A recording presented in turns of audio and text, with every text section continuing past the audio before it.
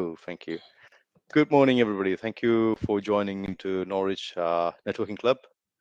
We have got today Claire joining us from Sheffield and Fred, who is going to take us through a knowledge sharing session today and introduce a bit more into cybersecurity.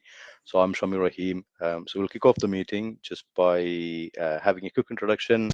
That's it. No, that's fine, Fred. So we can have a quick introduction, and then once we go around the table, we will handle the baton back to Fred. So he'll take us through the cybersecurity, and once that's done, we'll have an icebreaker session.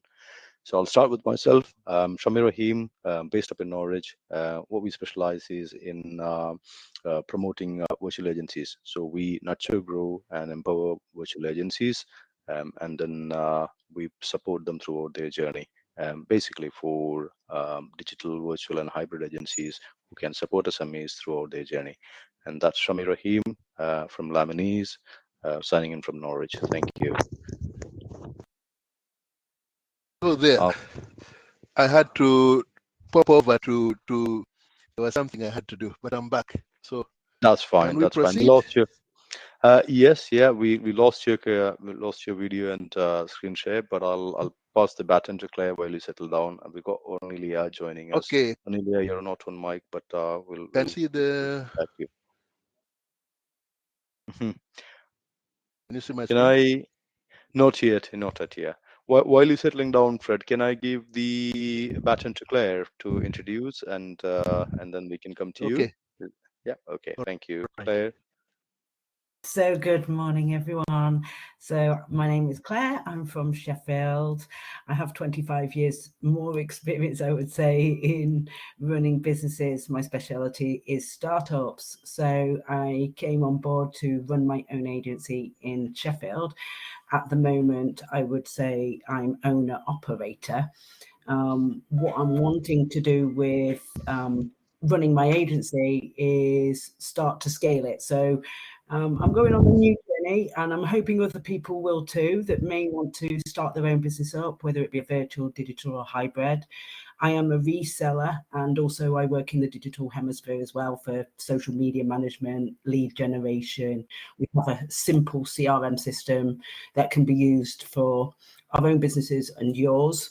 And obviously we work with our clients when they're ready to scale, and they can then work on lead generation like ourselves. And I'm at the point now where I'm wanting to recruit, scale, and become a business owner, operator, and then obviously just working in the daily workings with the people that I'm looking to onboard as new businesses or want to run their clubs, or want to actually start something new themselves. They can obviously come and have an appointment with us and even have a consultation, one-to-one meeting, or come and join this club with Shammy and ourselves, and present your idea or what you want to do, or business yourself. So that's me. I would say I'm a host facilitator. I don't really want to be one of labels.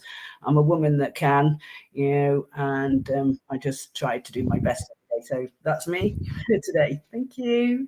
Thank you, Claire. Fred, you okay? You've settled down. Have you got your? Yes. Okay, cool. Thank you. If you can give us a quick introduction before we jump into your presentation, that'll be nice. Yes. Okay. My name is Frederick.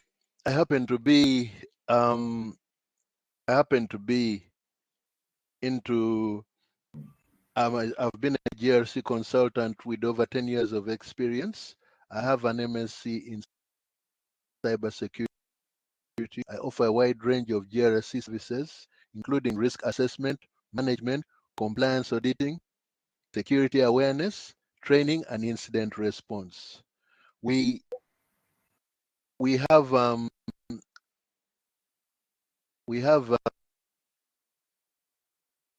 usually the main issues that are day-to-day issues regarding the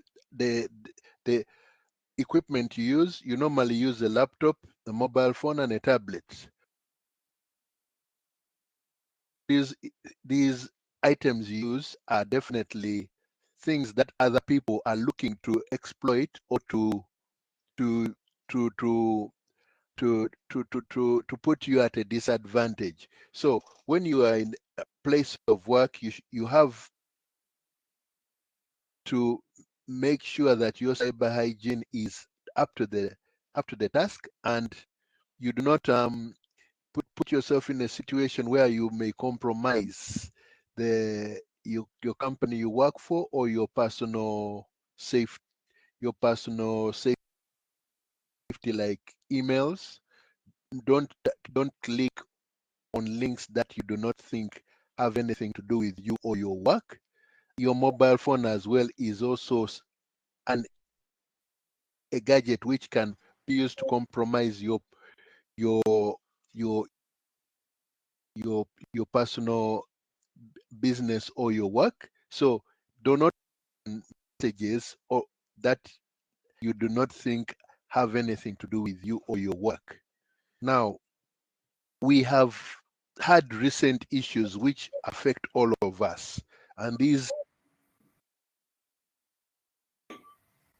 of today are, even were there yesterday. We have the NHS, which is all of us have an have to go to the NHS for for for our personal health.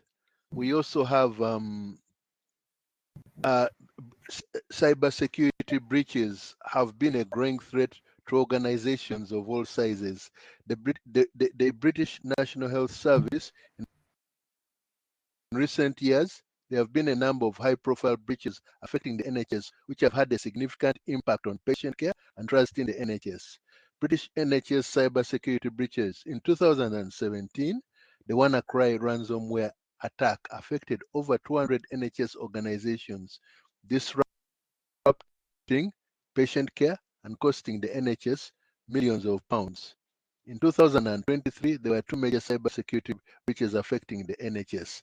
A ransomware attack on the University of Manchester affected an NHS patient dataset that holds information on 1.9 million patients across 200 hospitals.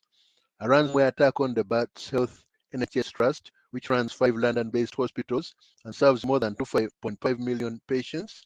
The ransomware gang responsible, the ALPHV ransomware gang, claimed to have 70 terabytes of data in what it claimed is the biggest breach of healthcare data in the United Kingdom. That is just that is the NHS. All of us have one loved ones could be a victim of the NHS data breach. All your personally identifiable information could be compromised, medical records. We also have the British Metropolitan Police. The British Metropolitan Police has also been the victim of a number of cyber security breaches in recent years. In 2017, hackers stole the personal data of over 100,000 of police officers and staff. In 2020, hackers stole the personal data of over 1 million people who had been involved in police investigations.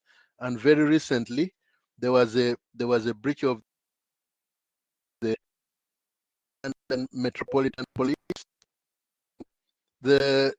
It has been ascertained that more than 20,000 details are at risk after police data cyber breach.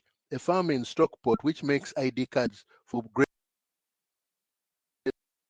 was targeted in a ransomware attack last month. The data breach at this company is called Digital ID, which holds information on various UK organizations, is being investigated. The data breach affected other organizations in London. Part of a wider national picture, with several police forces up and down the country, as well as many other government departments that were involved in this. So this data breach at the Metropolitan, they also work for making ID cards to this company, Digital ID. So that's where the breach occurred, and it affected the Metropolitan Police. So it's not only an issue with the NHS; everyone is affected by cyber crime or cyber security breaches. In 2018, NatWest, one of the UK's largest banks, suffered a security breach that affected over 2.6 million customers. The hackers were able to access customer names, addresses, email addresses.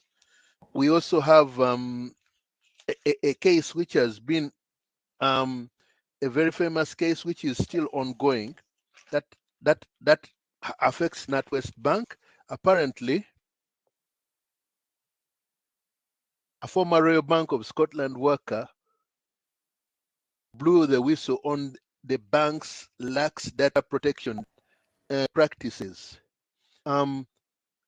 Thousands of sensitive customer data files were compromised as a result of this. So the whistleblower and NatWest have an ongoing dispute about this data, which was ended up in the whistleblower's hands as a result of the negligence on the part of NatWest. The, um, the whistleblower obtained these sensitive 1,600 customer files as a result of a work from home arrangement with the bank from over a decade ago. So this it she became a she was employed as roller. But when it became clear that the data, which included the sensitive information of current NatWest customers, would be in her home indefinitely, she notified NatWest to take the documents,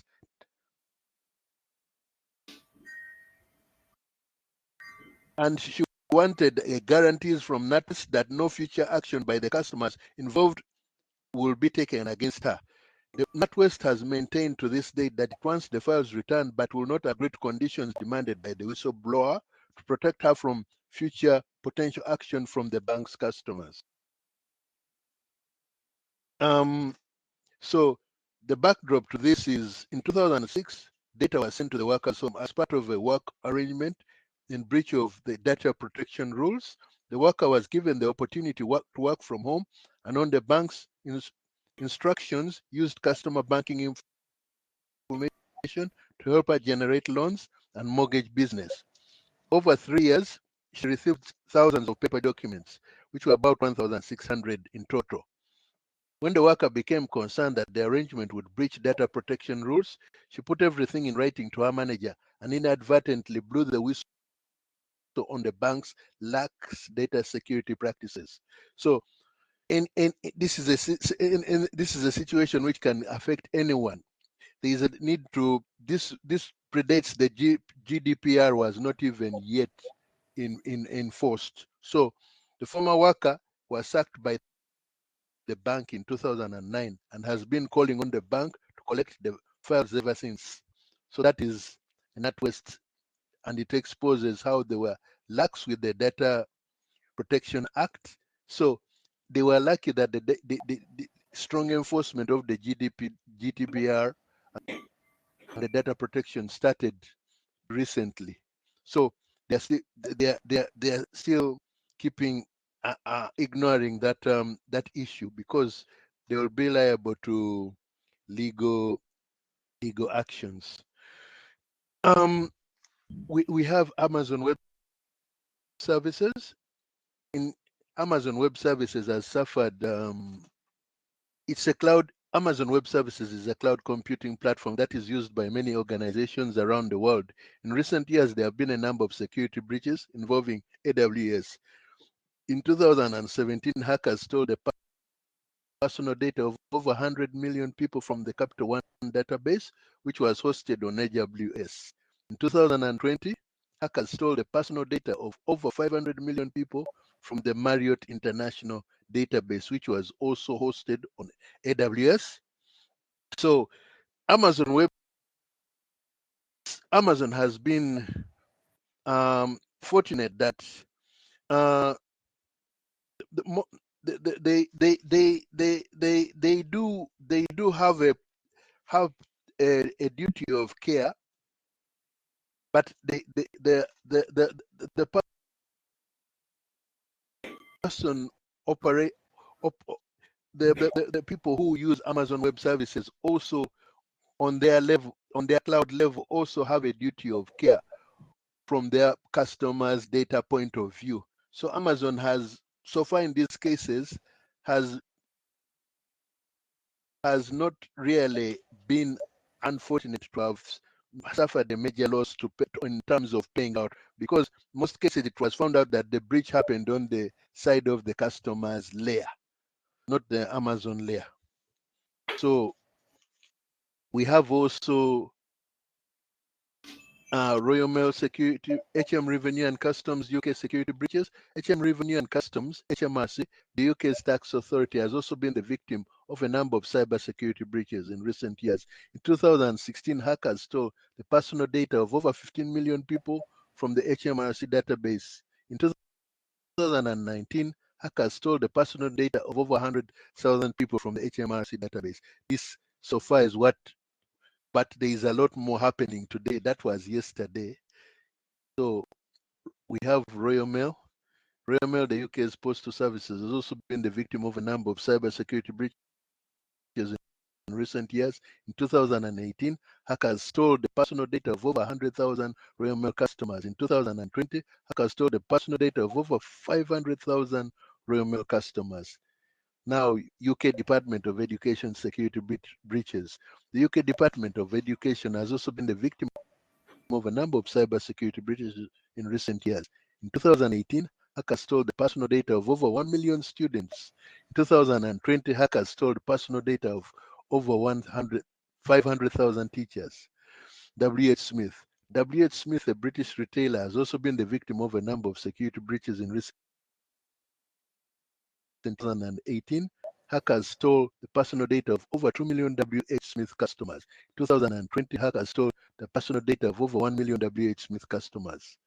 Conclusion: cybersecurity breaches are a serious threat to organizations of all sizes, including the British NHS and other public and private sector organizations in the UK. It is important for organizations to take steps to protect their data from cyber attacks, such as implementing strong cybersecurity measures and educating their staff about cybersecurity best practices. A recommendation: organizations should implement strong cybersecurity measures such as firewalls, intrusion detection systems, and data encryption. Organizations should educate their staff about cybersecurity best practices, such as how to identify and avoid phishing attacks and how to create strong passwords. Organizations in place for responding to cybersecurity breaches. Government should invest in cybersecurity research and development and provide support to organizations that have been the victims of cybersecurity breaches. It's not happening a lot. So that is my presentation so far. I hope it hasn't been well. I had the chat the chat over there, but I couldn't display it. So I hope I have not fared as badly or as well as I planned to have done. No, that was fantastic, Fred. Thank you. I think I like the term cyber hygienic. So you Mm. said personal hygiene, like personal hygiene. You need to also have how you actually manage your data, your devices, isn't it? So Yes, it's yes, yes. important, and those facts that you said in terms of, even it's a bigger organization, there's a chance that you're vulnerable, because Mm, it is all about discipline, the day-to-day activities that you do, the risk management, the governance in mm, place, and every time the cybersecurity world is evolving. So there is a challenge that's out there, even for bigger organization. How small it is, how bigger it is, because we all now have got mobile, laptop, website solutions there, which helps your business to run. So there is a lot to take. And thank you so much for that. Actually, it's been really good to know the scale and impact, how it affects, either if it's a business as a business, and how it's probably where they are serving into. So if it's a customer, the custodian is, or the customer is a citizen. So NHS, you said, police, you said. If it's a business, could be somebody else. It's B2B, so it can be B2C as well. So Outsource work to somebody who is not. indeed, yeah. So there's a lot there, and I think that's your speciality as well, Fred, isn't it? In terms of you as a consultant, for the last 10 years, you've been working in that arena, and what value that you can bring in is look at, from an organization point of view, how well they are ready in terms of, if there is a threat, there is an attack, you can prepare them to be resilient on those situations. So you would actually go through the assessment process. You would actually take them through the step by step, baby steps that would actually help in achieving a certain level. So if you look at maturity levels, you probably will see different maturity levels that organizations work with.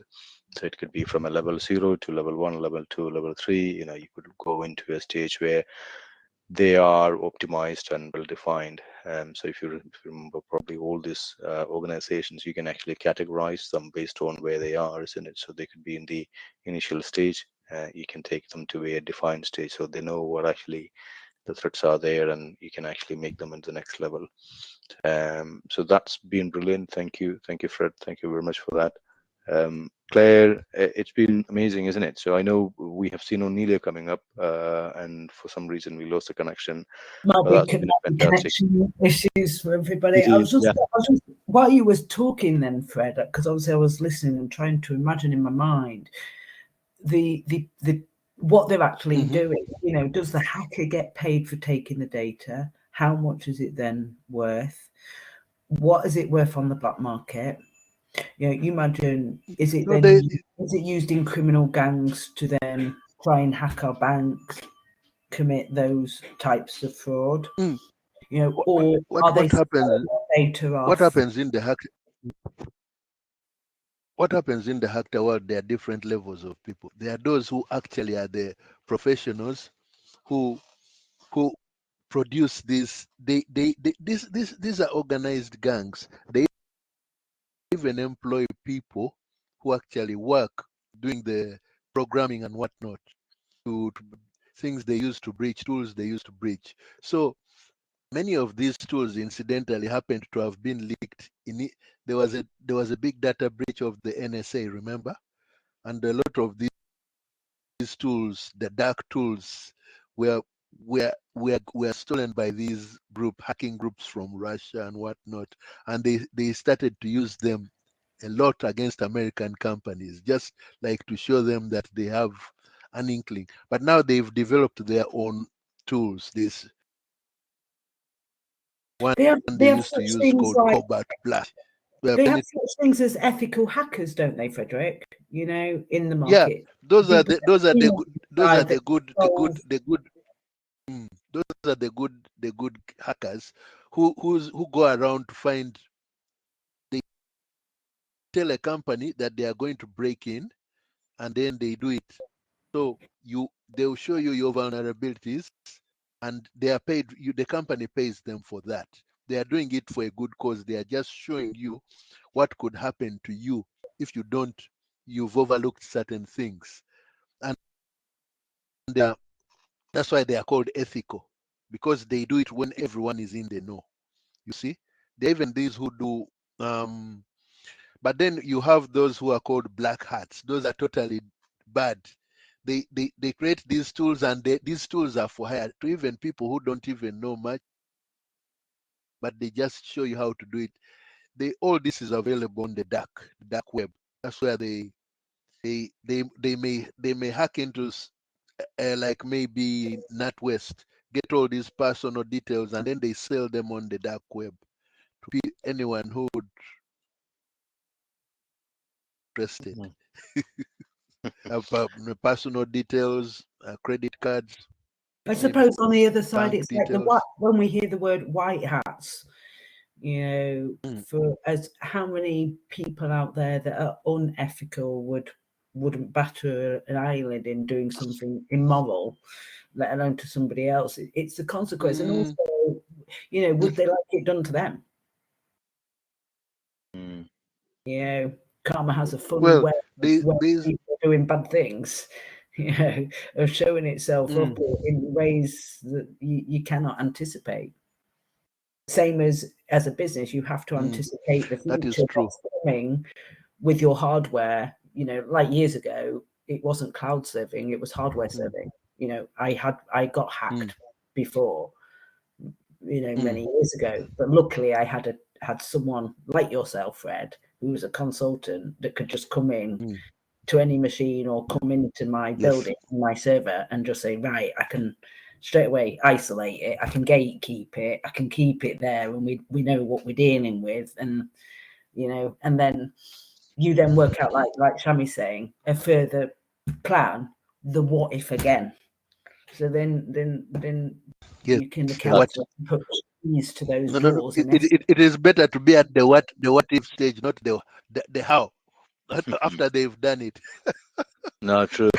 Do you, when you sort of on board as a cybersecurity expert or as a consultant to any organization, I think you do an initial assessment, isn't it, Fred? And then you probably have some standard or framework which you would apply uh, to get them into a better stage. So as you know, you probably will classify them as different levels as an organization. Right now they may be in an ad hoc level. They are mature level. So you classify them. I'm just guessing, probably, that's possibly one of the ways you sort of see where they are currently, and then you use a standard or a framework, which will help sort of take every organization in a very structured approach. Is that a right assumption there, in terms of, you when you step in and work with an organization, that's one of the value add that you would provide to that organization. Yes, because there's certain, at least nowadays, it is straightforward. There's every organization has to follow certain rules. We have ISO standards and procedures. There's ISO 2701, which is practiced in Europe Okay. to a great deal. Then we have NIST, which is the American government came out and specified everything for every industry. They have they have a set of procedures, controls, and that they have to follow. So it is easier for an organization, if they have been breached and they are showing that they have been doing the basics which are required of every organization, then they at least can have a case to show that they were not lax with their procedures. Like NatWest, for instance,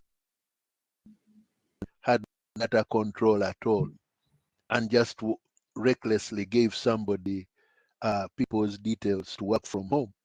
So you see, another thing is the lockdown brought has contributed to a lot of issues now, because you have had people working from home, and there is a lot of, you see, when before lockdown we used to have people mainly working from offices, so it was easier to control, and at least it wasn't as easy to breach data or to breach organizations. But when you have people working from home, there's a lot more vulnerabilities that can be exploited. These remote systems that people use, they are easier to hack into than when it is centralized.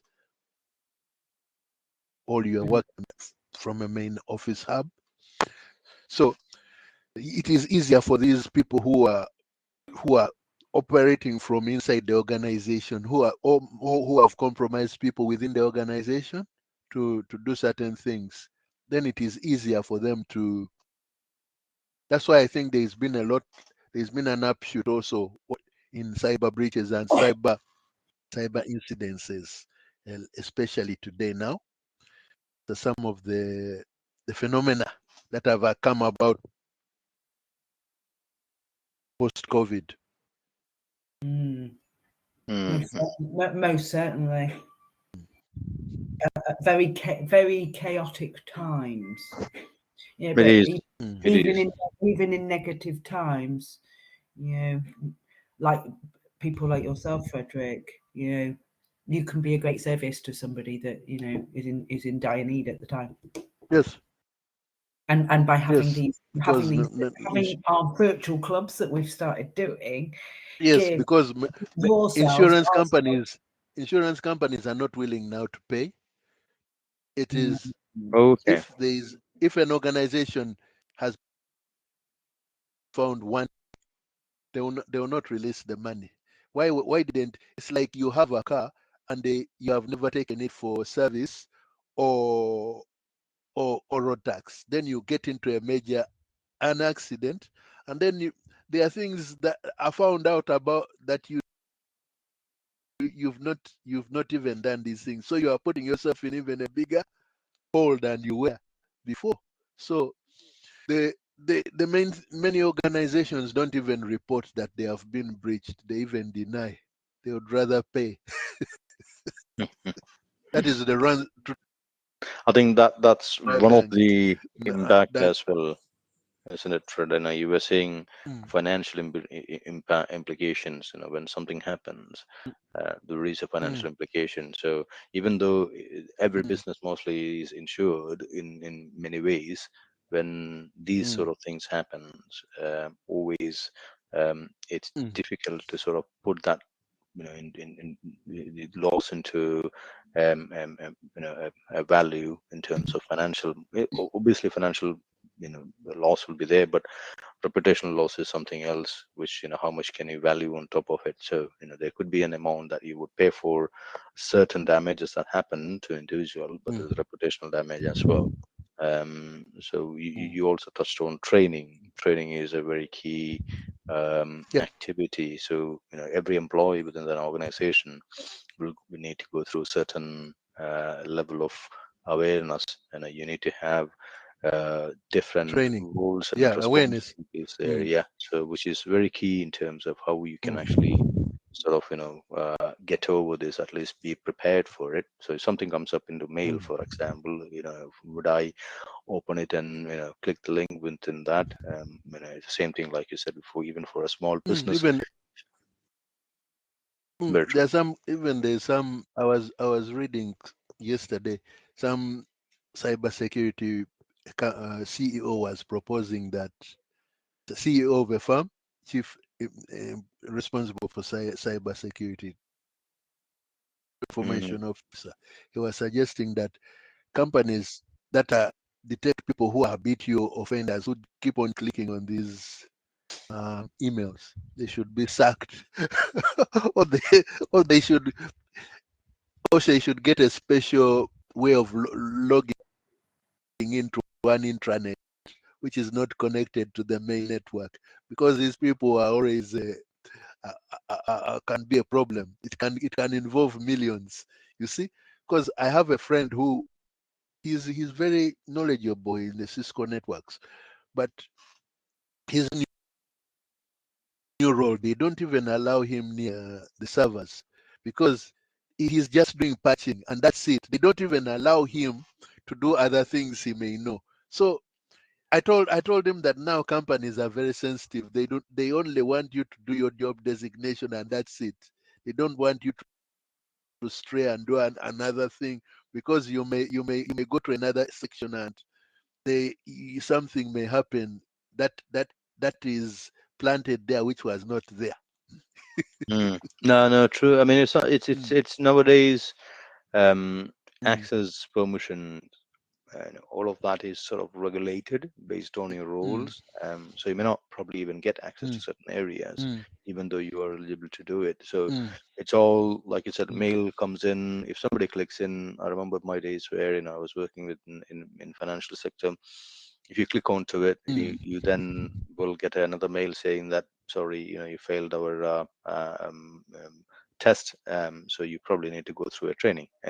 This is a very simple measure just to see if you have breached anything, or you're lacking in terms of your own awareness. So there's different measures there in terms of actually how you protect it, so roles and permissions, like you said. But it is all the governance that you put in place, isn't it? So it's nice we have a standard, if it's ISO 27001, or latest is 2022, I think, that you are working with. But obviously, even it is a framework. So how much controls in place, how much you religiously follow that will make a difference. So you might have put in a policy to say, because with the American one, NIST, it is cover it. They are trying to cover. They have to cover everything, even the cloud. They are now They are now making AI, for instance. They are now oh, looking into that, making yeah, rules yeah. So there is still a big discussion going on how they are going to regulate AI. So it's going on in it's America. It's going on in.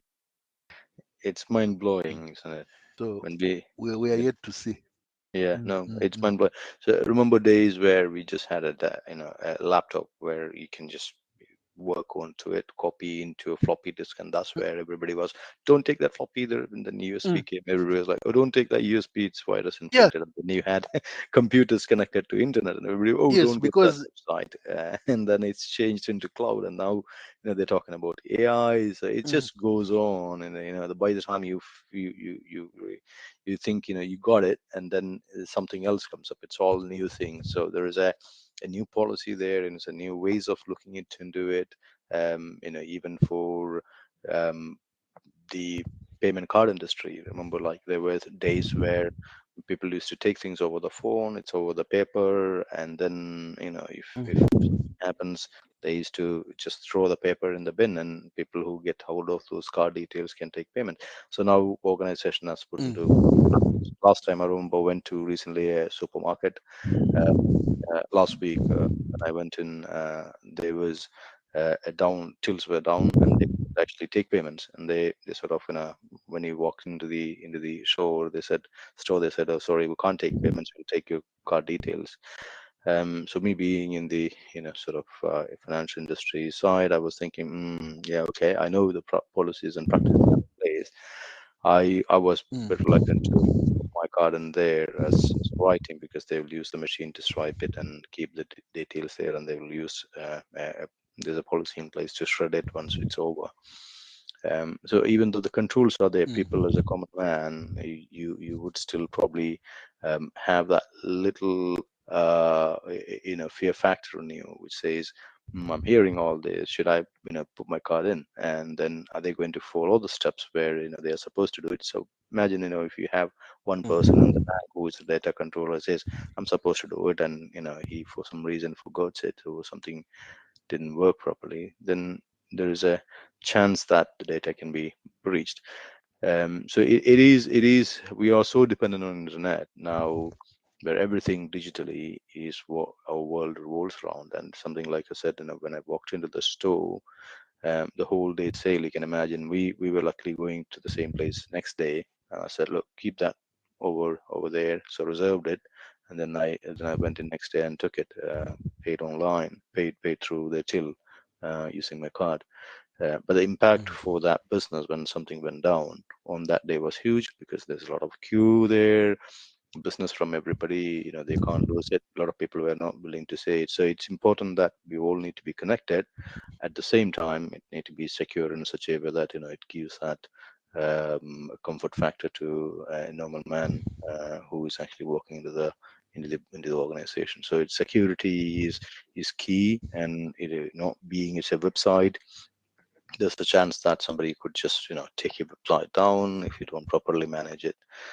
Data that we store within that, the emails that sort of come through it. So every angle, if you think from an organization point of view, if you have I think, let's say, access card that you use on a regular basis, everything is CCTV that you have in organizations. Digital keys is something that which we have in day-to-day life.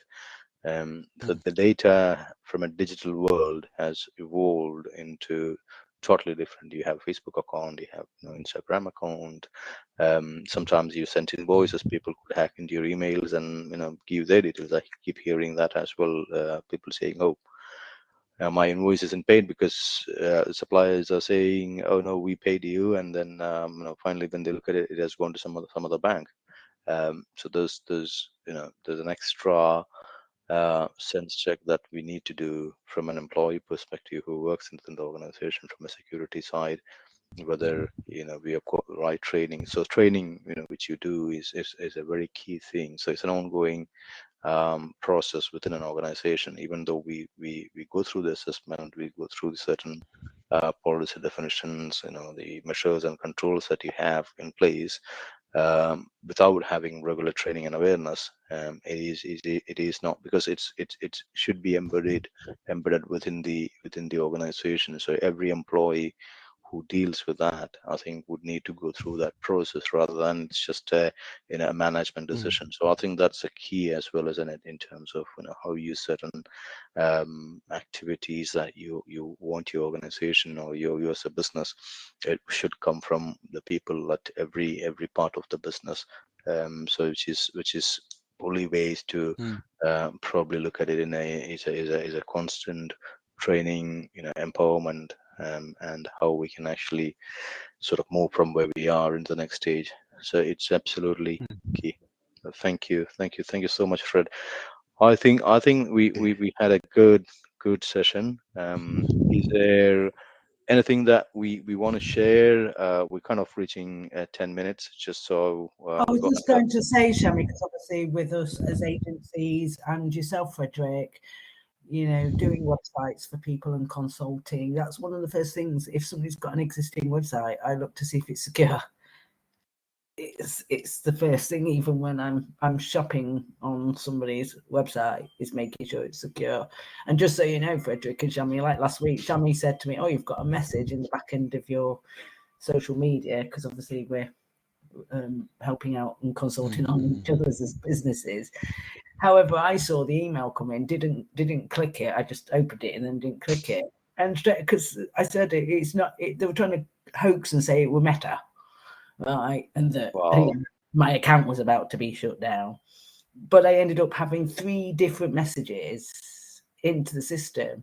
So I thought, I knew why they were doing it. It just came at the time, just before we launched our virtual club. So someone was watching our account and then thought, oh, I'll make a fake account and then I'll put some links and then I'll send it back to you on email, and I think I'll try and cause a bit of havoc somewhere in your back into your machine somewhere. So by, in essence, Facebook already having an automated message like Instagram does, it's sort of like a gatekeeper straight away, like, oh, right, we're not quite sure where we're going with that. But also because we were launching our clubs at the same time and ignoring it, obviously it's gone away. But that's what I do for as a consultant for myself, for websites or website clients, so that those breaches might be coming. Say if a customer decides to be like an affiliate in Amazon's system and promote their products but buy their products, their website's not secure. That's where the breach is going to be.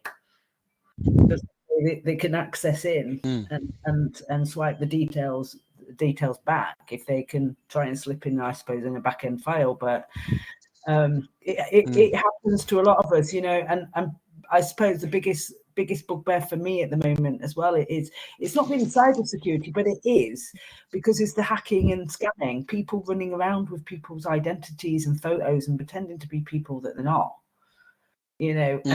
and it's causing a big massive problem, because people have got vulnerability. So it affects the young or the old, because you may have an older person posing as a minor committing a fraudulent act.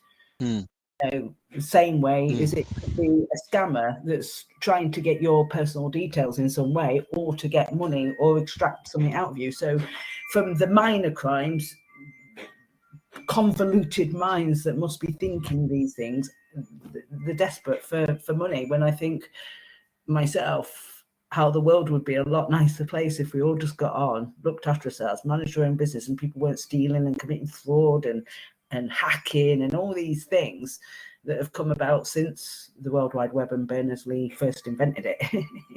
He did say a few years ago he was thinking of having a cleaner web, because when he first invented it, obviously how he's seen now what's occurred.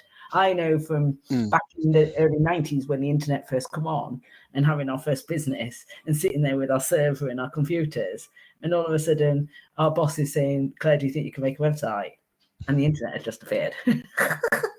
And I'm looking at a black screen in HTML going, well, now it's some websites drop and drag and da-da-da-da-da. It was just the net. And there was no Google, no nothing. And I think back then, I'll give it, now, how much can from meetings like yourself, Frederick, and other people coming into Norwich or Sheffield or any other virtual club, bringing their expertise, their level of experience, and introducing their company and what they can bring to the table is very, very valuable for anybody, and I believe a lot of things are built on relationships, trust, and whether that's interpersonal relationships or business relationships. And if you find like yourself a consultant or a business or somebody that you can work with that you can trust, that can solve the obstacles that potentially could be facing, I could have been potentially facing a issue if I'd have opened that spyware domain, and it could have been a Trojan horse or some other, hacking material behind it. So I do the same with every email. I will look at it and I won't click links or anything, same as I've had things shoved at me on the internet through social media before where someone's just clicked a link and I say, what is it regarding? Where's it come from? I'm not going to click that until you actually explain, what it is. And, and I've got my own Facebook pages. I say to people in there, you can promote stuff, you can put stuff in the affiliate groups, but as long as it's got a link, the source, and a real account. Because there's so many of these minor little breaches that end up could be a big potential one without anybody's real awareness. I think we have to highlight those issues importantly and stamp them out, because a lot of vulnerable people are getting a lot of money stolen off them, data now, because it's a big commodity out there, and there should be some recompense for the individuals, and it should be found when it's breaches outside our country. There shouldn't be the police giving excuses of, oh, it's fraud, it's outside the country, but we can't really do anything. You can, IP, blockchain, you can. You can get from destination B. Don't matter whether it's cash currency, physical digits on a screen, or digital currency. There is no real excuse for all these things that they've done. And then they just leave it out there. And obviously we've got a problem, we've got a reaction and no solution.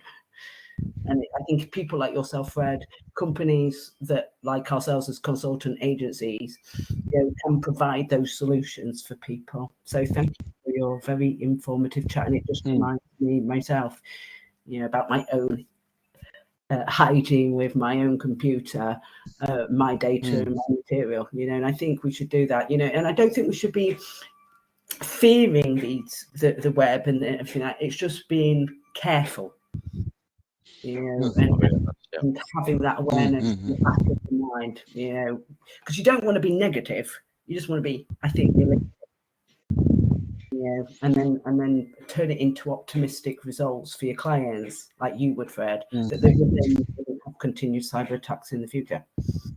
And I think the one thing as business owners ourselves, if we take this away from yourself, Frederick, Shammy, and myself, because we're all independent business owners, and like I said, I want to turn it to owner operator to managing the company eventually in the next course of months, what I'm working on. But I think it's a great collaboration of ourselves as businesses, and to also look at the market like yourself in cybersecurity, Shammy, cybersecurity, IT development, software, AI, and those type of things. Because as businesses as well, how we evolve in a market that's so emerging and changing from every day to every week. If you say science 50 years ago, you might say, oh, a Eureka moment, we found something, and it might be every 10 years, 50 years. Now it's every day, or it's every couple of weeks, there's something new, something new. So even as businesses, even though we're sometimes in our own, I think it's good to have awareness like this, and clubs can be for this, is bringing more things into the table that makes you look at other markets and see for yourself as a business, right, what other solutions could I provide for my clients, and also as a service could I provide that's in a competitive market, you know, that's out there. Potentially, if we're still alive in another 20 years, and you know, we don't know where this AI, cyber, transhumanistic, upload our thoughts, and where's our data going into a pictorial image AI chatbot replica. We're seeing it. We're seeing it in TikTok and social media with famous people now being impersonated and, you know, being mimicked. So What they do that. Just some things I thought I'd just like, you know, for the future, you know, I try to think about those things because we're being presented with them in bite-sized chunks, robots, AI, you know, uploading our thoughts to quantum cloud computers, you know, that science now says they can read our dreams. Well, isn't that a data invasion? Isn't neuro rights a data invasion? To be able to use neuro technology because to hack our DNA data. Thinking about that firewall. They come out with this data protection act, but it's being abused. You can look at NatWest case, even US. There's Cambridge Analytica. Health and safety is exactly the same. We had a HSE policy for 30 years. Many people don't realise this. They scrapped it 3 years ago. The government scrapped it. So there's no real health and safety. Facebook has been fined so many times. Liable if we do something, but they don't hold themselves liable for we've got being 10 involved minutes. Sorry to interrupt, but we just got a minute left. All right, fabulous. But I just put that there in the melting pot. That's something we could think of in the future, and obviously in our own goals when we're looking at the market and where we're taking our own businesses, and obviously looking after our clients as well and their data, you know, and their websites, and social media, and those type of things, so that we all can collectively get involved. Indeed. So, cool. Thank you, Claire. Thank you, Fred. So we will take a short break for today, and next week again we'll be resuming with more knowledge sharing, more introductions, and more businesses where we can also I'd love more people to start joining us and not be as shy. I know I can be a bit coy sometimes, but you know, feel the fear and do it anyway. That's my policy. Otherwise, you don't learn, you don't grow, and you don't develop yourself, do you? No. I think we got to all go to make it start. So, but thank you. It's been great learning, good to network, and we will meet again next week. Thank you all. Bye-bye. Okay. Bye-bye. Bye.